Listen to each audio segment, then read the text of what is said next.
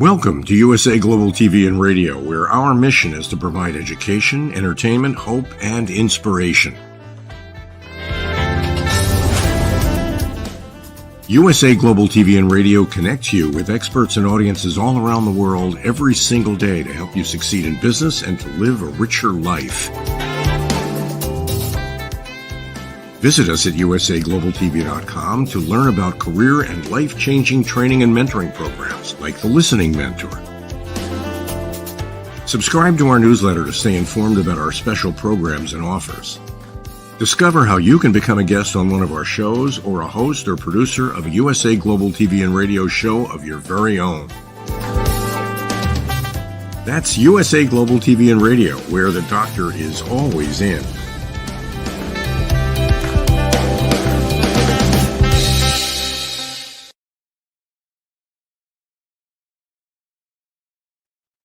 Hi, red.olaughlin here. We're on The Wise Ones on the USA Global TV and Radio Network. And today, one of my good friends here in the Houston area, he's an attorney. He's also an author. We've shared many discussions over the years, a lot before for COVID, but really neat guy. Just looking so forward to the conversation today. So with that, Russell Little, please join us. I'm so happy to be here, Red. We've talked so many times about your books and about what you're studying, and I was excited to see that I could be on this with you.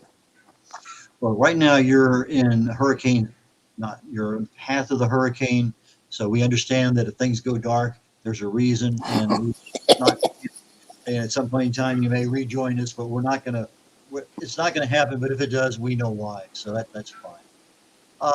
You're an attorney, and you've been in Houston for a while, and so let's start with that. When did you decide to become an attorney, and why? Well, it's a weird story, Red. When I was a little boy, I had learning difficulties. I couldn't speak, so I had to go to a learning specialist. Nobody could really understand what I was saying till the second grade, and I had learning disabilities. And so they were always, and this was back in the 60s and 60s when it wasn't really a thing to help, especially boys that were having learning disabilities. And so they were constantly giving my parents counseling. And one of the things they told them was that I should, since I had reading problems, I should read the newspaper every day. So I started as like third grade reading the newspaper every day. And the place that I read was the editorial page. And so from the third grade on, I was reading the editorial page every day, every school day before I went to school, and reading about politics and issues. And so from a very early age, I wanted to be an attorney from that. I came from a blue collar family. So it was alien to want the type of things that I wanted, but that's how it started. It started from having reading problems and having to read the editorial page every day. It's a strange thing, but that's how it started. And that's when I began wanting to be an attorney. Now, you're a native Texan. Was there a reason you picked out certain schools to go to? Yes. Now I went to 5 undergraduate universities. I didn't really care where I went to undergraduate school because I knew one thing. I wanted to go to the University of Texas Law School. I love Texas. I watched their football team with my mom as a little boy. I was from the strange family of my father really didn't like football, but my mother was one of those football crazy moms. And so I would watch Texas play. I remember watching Texas win the national championship in the 60s, watching it with my mother. And I loved the school. And as I got to high school and I started studying where I wanted to go to law school and what I needed in college, undergraduate school, to achieve an acceptance at the University of Texas, I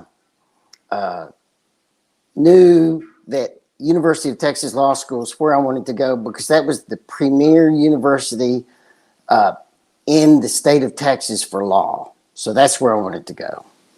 And after that, throughout my undergraduate time, my only intention was to make sure I made straight A's the entire time because that was the only way a poor kid like me was going to be able to get into the University of Texas Law School. And I made 1B the whole time I was in college, and that was in bowling. I can't explain that. But everything else was an A, and I knew I had to do it to get into the law school. And that's quite unusual because I graduated out of 600 kids in my high school graduating class. I graduated 392. So I was like a C student. And I graduated number 1 at Texas Tech to get into the University of Texas Law School because I knew I had to do it. It's interesting. I interviewed an engineer once, and his grade point average is 3.98. So I said, "What did you make a B in?" He said, "Weightlifting." I said, Yeah. "Okay." See, it's the same thing. What was his excuse? Well, he wasn't much of a weightlifter. Let's put it this way: he had very lean body, but there's no muscle mass to go with it. But why he ever chose that one to take as a class, knowing that he thought, well, yeah, maybe you think you can do well, but it's interesting because we were having a problem with the solvent recovery system at our company, and I blew him off because he had a long beard and just real shabby kind of guy, very smart. And about 10 days later, I get this 40-page report saying, here's 8 different ways that you can fix that solvent recovery system, along with estimates on costs of, anyway, I was blown away by his writing and his ability to analyze something he knew nothing about at that time. And I hired him, and he saved us $2 million the first year just in production costs on the floor. So anyway, it's just, little things. And you look like a genius for doing it, didn't you, Red? It never hurts to hire the right people. You know that. Exactly. Okay, so you became a lawyer. Did you move to Houston at that point in time, or did you practice somewhere before you came here?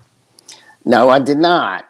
When I got out of law school, the week after I got out, I married a Houston girl. And then we moved to Amarillo, and I worked for a congressman that was campaigning for office.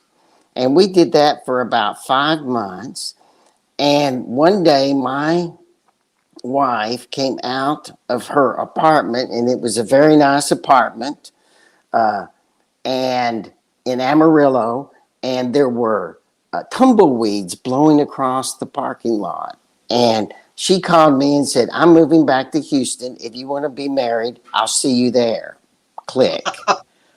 And we've been married 41 years, so that tells you why I moved to Houston.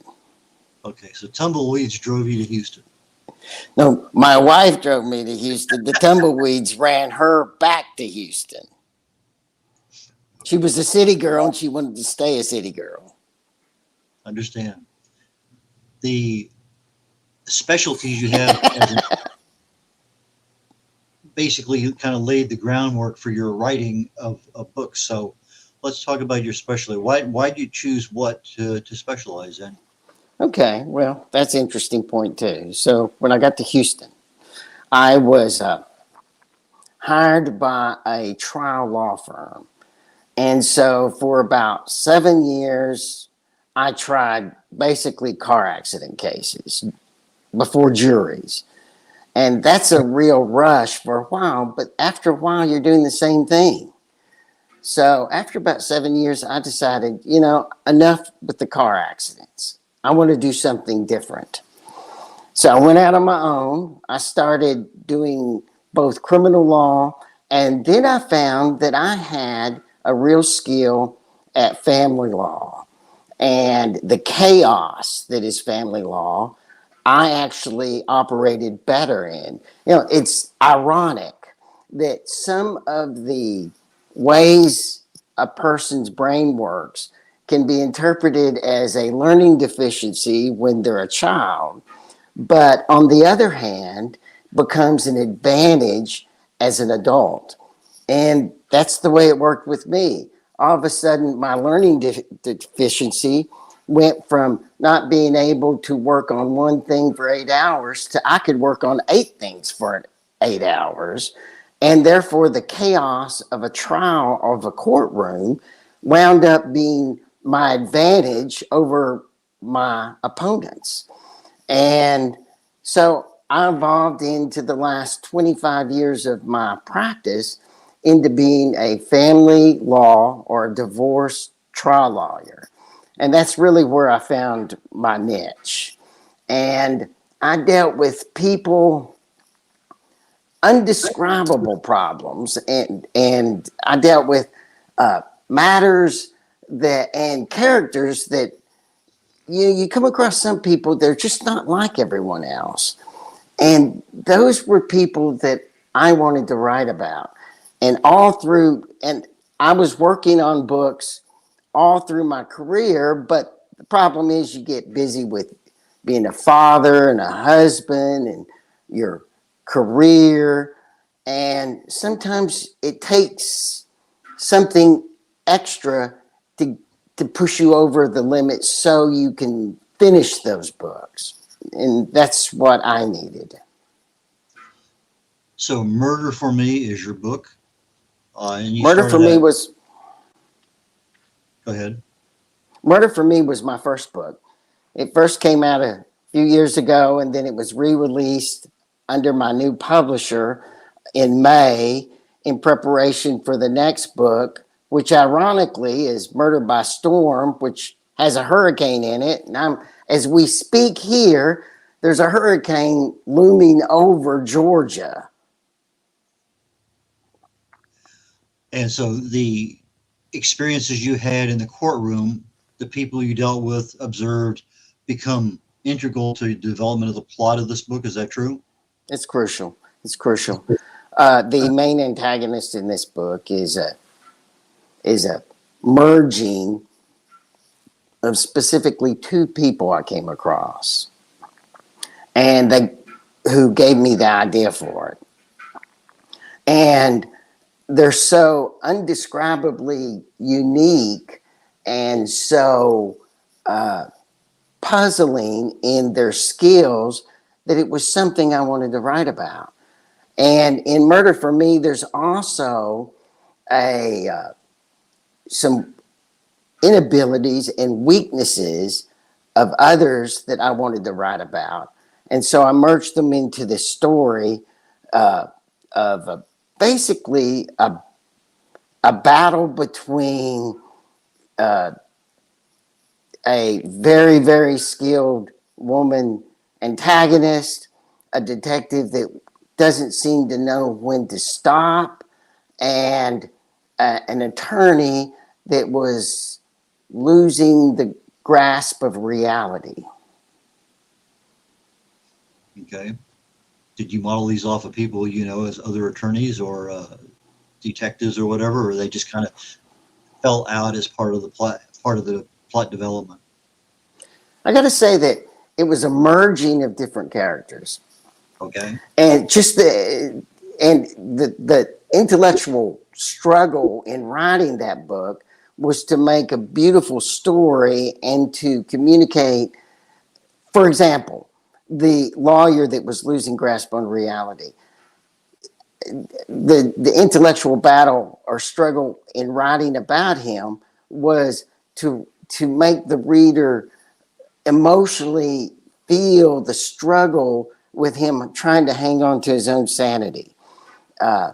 In the As far as the antagonist, who's Marilyn in the story, it was trying to communicate to the reader so they could understand and perceive her strengths and her weaknesses. You know, what are the things about sociopaths and that sort of thing? In my experience, in my practice, was they're very skilled at handling the front end of their projects and plans, but they never really think out the back end of their projects and plans. And I wanted to put that in a literary form to say.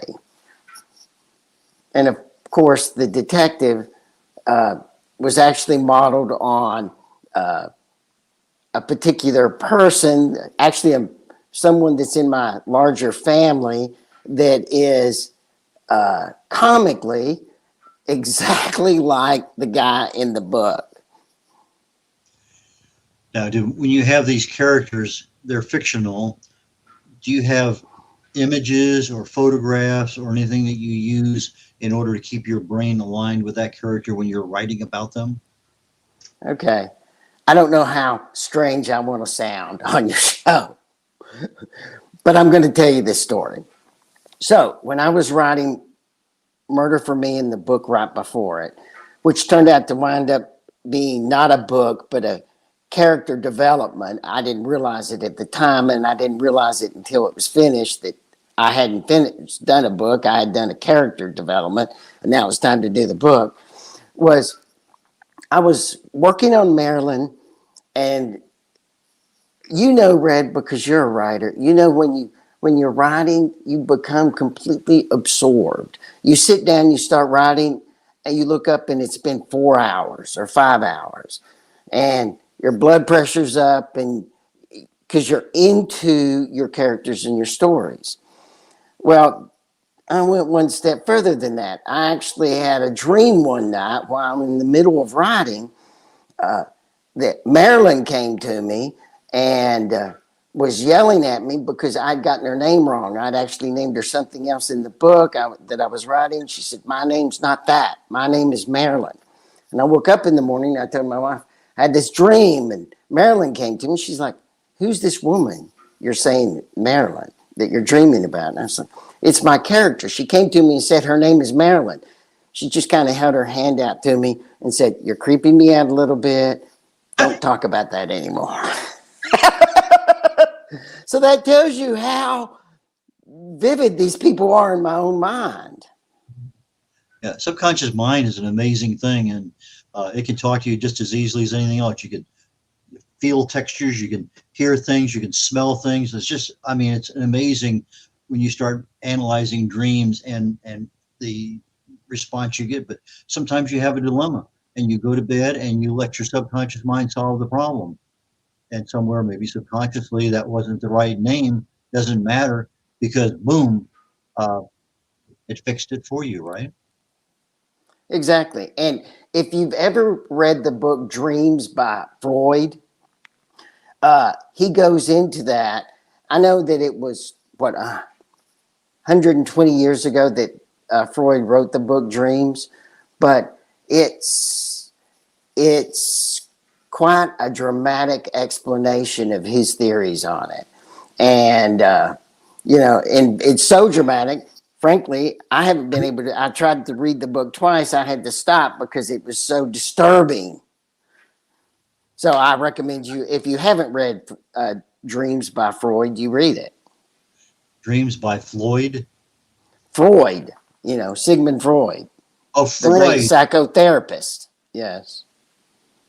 It's a great book I'm that I making it. haven't finished. I talk with some experts in the field of dreams over lunch and things like that, and it's interesting if you pay attention to your dreams.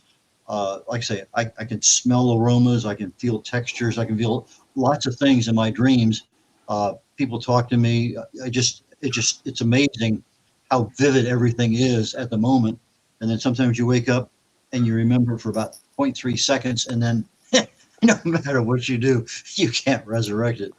But Exactly. And I'm that way too. I don't remember my dreams more than a few seconds, which is why it's so bizarre that I remembered this dream. It's and then bizarre.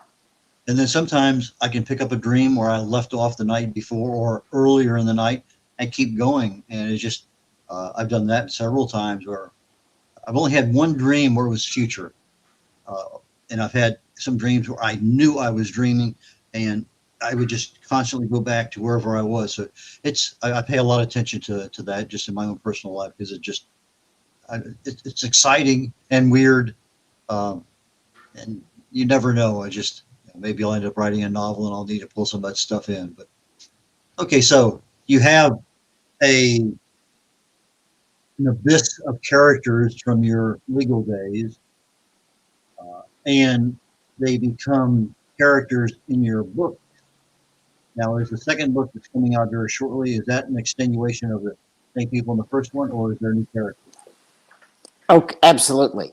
Uh, I got three main reactions from my first book. I got a lot of good reactions, but uh, you know, it's funny. Uh, in the first book, Marilyn does, I communicated what she was doing, how she was doing it, how she was manipulating, but the readers wanted to know more about her. They wanted to know, why is she that way? What made her that way?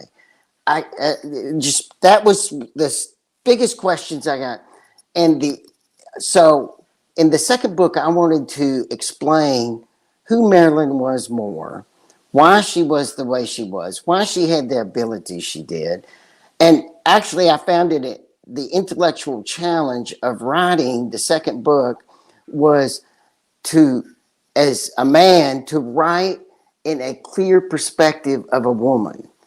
And and that was my intellectual challenge. And I found it very hard. I had to work very hard to do it. It took a lot of rewrites to do it right. But I wanted to explain that. And at the same time, I had gone through Harvey. I think that you went through Harvey too in the Yep. greater Houston area. And I live in the mountains of Georgia now, but I was in Houston and went through Harvey. I lived downtown right across the park from where the thousands of refugees were taken when they were wiped out.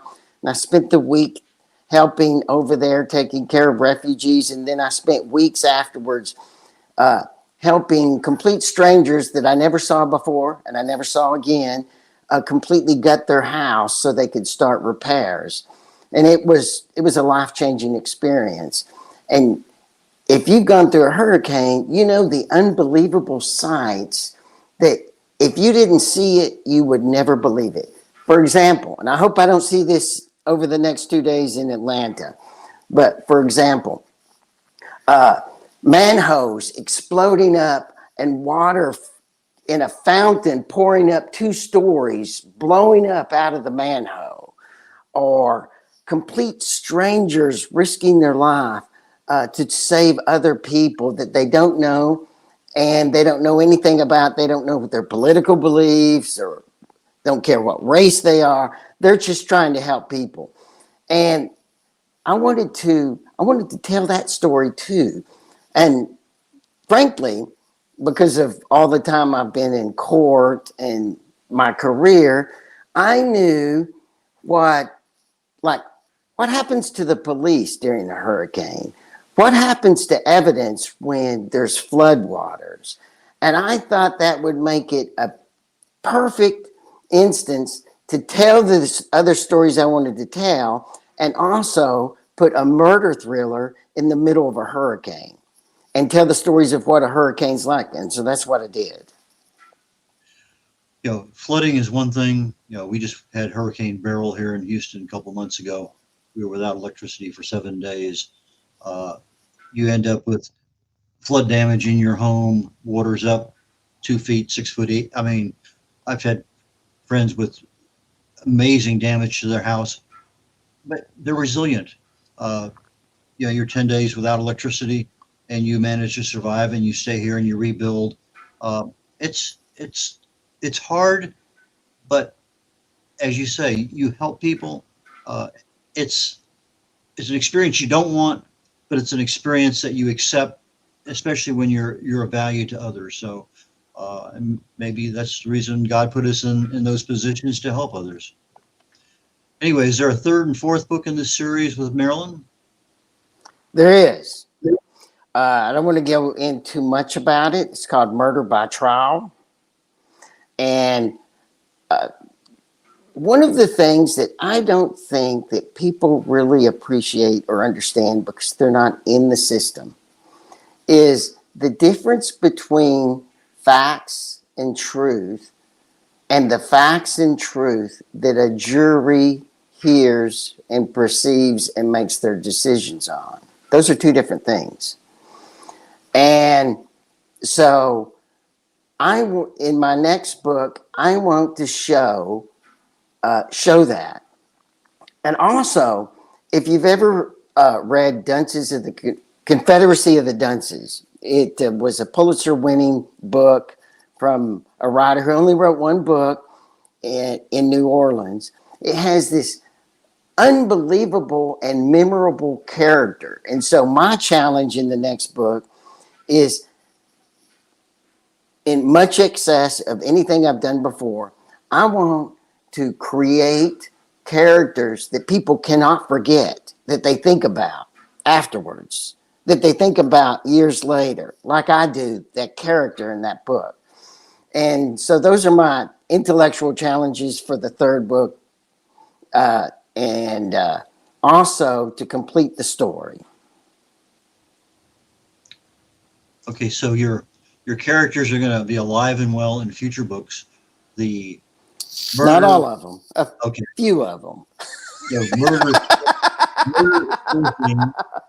and from Dragnet, we understand just the facts, ma'am.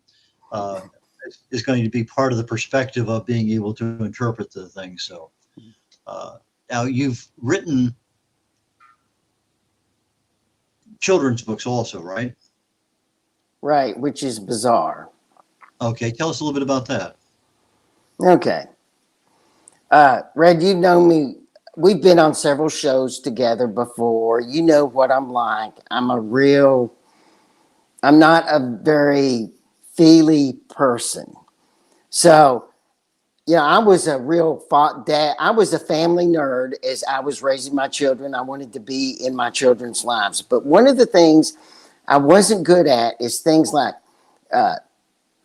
parents' night at the school or something like that. I just always hated that stuff. But I have granddaughters now. And so there was a grandparents' day at my granddaughter's preschool. And my daughter told me I was going. So I go. And so we're in her class. They're showing this stuff. I've got a smile on my face because my daughter told me to have a smile on my face. And my granddaughter I'm just like any other grandfather. You're crazy about your grandkids.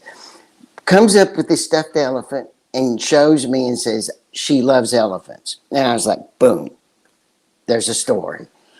And so after that, and we were released, I went to a cigar bar and I sat down and I wrote a story about a little girl going to the zoo and a baby elephant getting away, and the little girl saves the elephant, right, from getting in trouble. And then I showed it to one of my editors, and they said, "Oh my gosh, we want to put this. We have a group of stories we're putting together in a book, and this has got to be in it. But you got to write another one. Well, I can do that. So I wrote another one about a baby rhinoceros and befriending the baby elephant, and my granddaughter helping them, because I wanted to have a story with my granddaughter in it. And they loved the story so much they put them in the book. And so those are the stories were also designed. I've always had a real affinity toward the larger African fauna and a concern about the animals of Africa surviving and not becoming extinct. And one of the ways that they have found to save those animals is to invest the local communities into saving them, not taking hunters to kill them, but saving them for sightseers.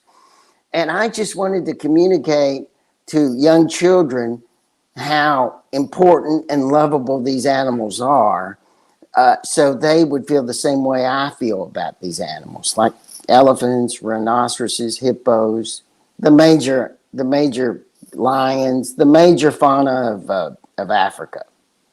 So that's what I did. No alligators or pythons or anything like that? Alligators need to be worn on boots. You mentioned, I was going to bring this up anyway, but you mentioned cigar bar. So obviously, you found a cigar bar in your new locale. You have been doing that now for quite a while. I remember you talking about those periodically. So have you changed your preference on cigars, or is that still evolving as you get older? I'm a Perdomo Gordo man. I smoke large, powerful cigars that, as they burn, they fight back at you. My father-in-law smoked cigars, but changed to pipes later in life. My dad smoked cigars most of his life, and that was a real challenge because I'm the oldest of 9 kids, and we're in a sedan.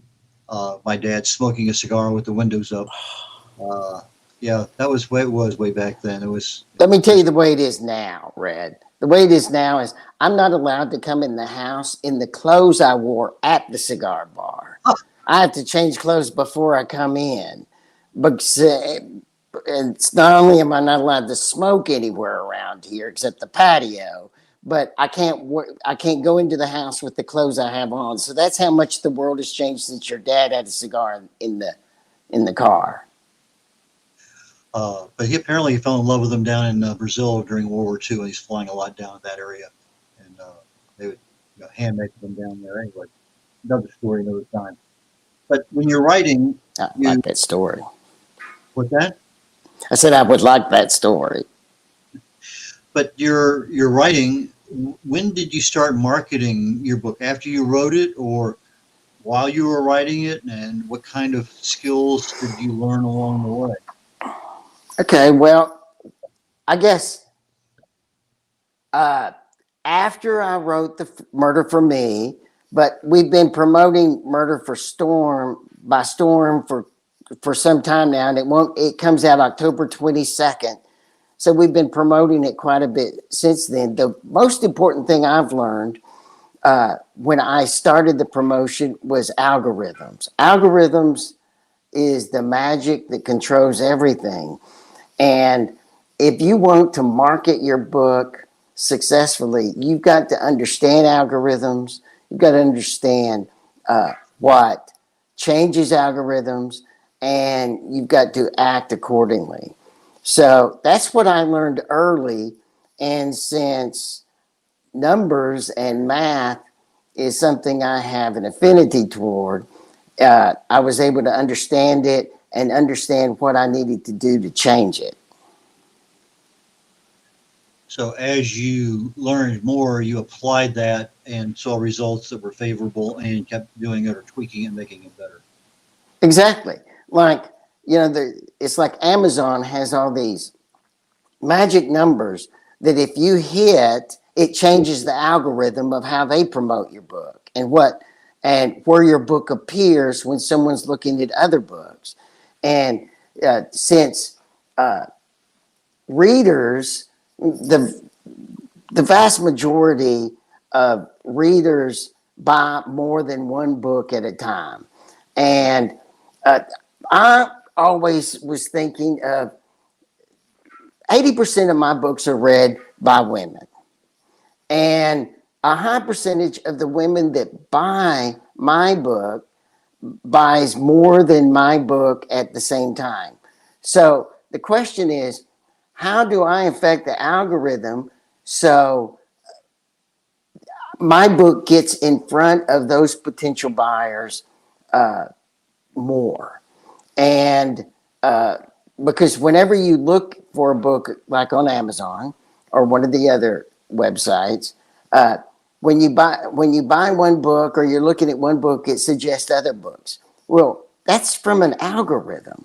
So the question is, how do you affect the algorithm so your book is suggested? And once you understand that, that is the most effective marketing, because mathematically, I can go to a store and for 3 hours sit and ask people and to show my book, or I can work for an hour on my algorithms and how to adjust them and affect people all over the world that are looking at my particular book. You know, there's millions of books in the world. The question is, how do you get your book to the attention of those people that would be interested in it? And that's the challenge of marketing. Sounds like you know more than the average bear. Okay, last question before we start wrapping things up. Tell us just a little bit about how you develop the covers for your Murder By series. Okay. Well, there's two answers to that. When I released the first book, Murder for Me, the first time, I wanted a beautiful cover I could be proud of. And I concentrated hard on it. But that was before I understood algorithms.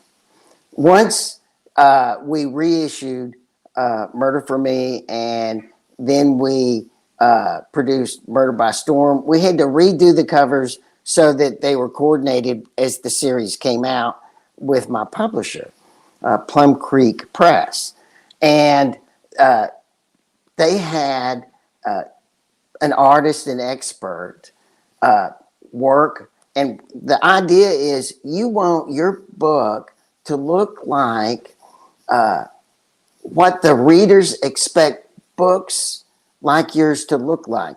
Like if people that like murder mysteries have an expectation of what their covers should be, the algorithms will know what those covers are. And so you want to coordinate your covers so it's not too far from the top of the bell curve of what the expectations of potential readers and potential buyers are.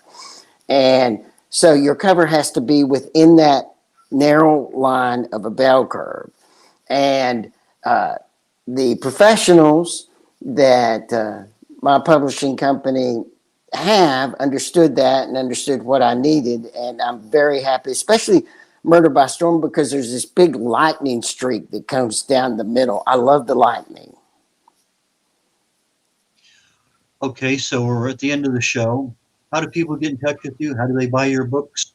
Both from your, if you need legal help, you're in the Atlanta area. Is that where you're at now? I'm in the mountains of Georgia, in Vinings, Georgia, right outside Atlanta. Okay, so how do people get in touch? What's your preferred method of contact? Well, they can find me at russelllittleauthor.com. That's my webpage. Or Russell's Stories on Facebook. And I respond to all my contacts. If you want to join my page at Russell Stories on Facebook, you have questions, that's where I actually let people know what I'm doing as an author.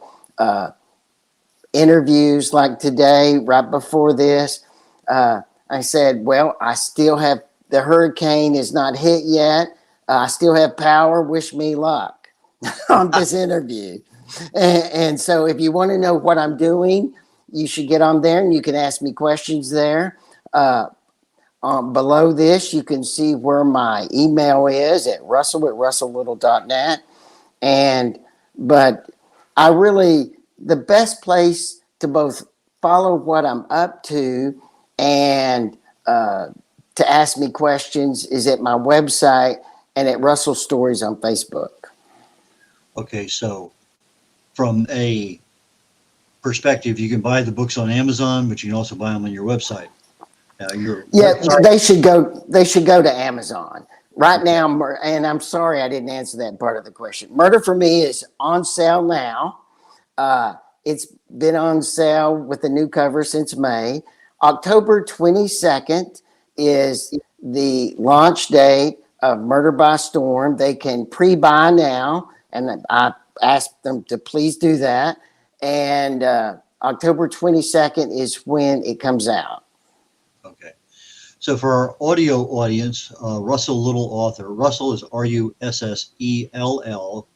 and then Little, Little, author.com. So Russell Little. So you got 3 L's in a row on russelllittle.com. Then another website he has is Russell Little, RUSSELL, Little, LITTLE, .net.